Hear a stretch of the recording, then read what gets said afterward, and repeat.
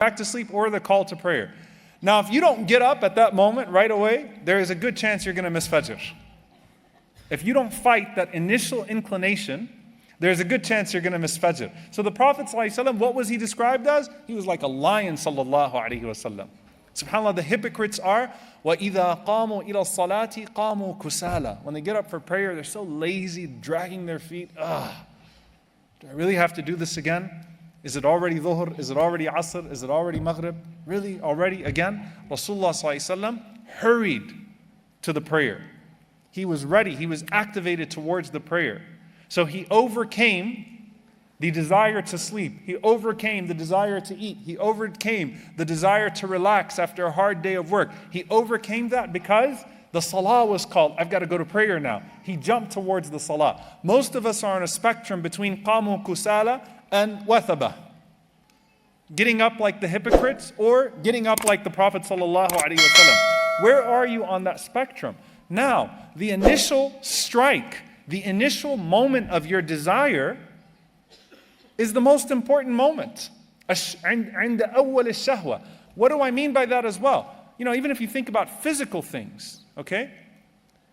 How many times do you say, I'm just going to have a small bite? And that small bite becomes what? You eat the whole meal and the plate too. What happened to the small bite? Because once you took that first bite, it was over. That was it. You want to go to the gym. All right, I got 10 minutes. If I don't go to the gym right now and work out, then there's no way I'm going to work out. You're right. Once you said, maybe a little bit later, you're not getting up to work out. There's no exercise happening today. But then to make it a little bit more towards that which is sinful in terms of our desire, in the beginning of the sin, you know, you have the angels that are prompting you to not commit that sin. You have the shayateen that are prompting you to commit that sin. If you allow yourself to start, likely, in order to enjoy the shahwa, to enjoy the desire, to enjoy the pleasure of that sin, you're going to try to shut off any voice that tells you about consequence because you want to enjoy it right now. So shut it off. That's why there's a powerful hadith where the Prophet ﷺ mentioned, إِذَا ذُكِرْتُمْ بِاللَّهِ فَانْتَهُوا. When you're reminded of Allah, stop right there. Stop. You have to learn to control the initial impulse.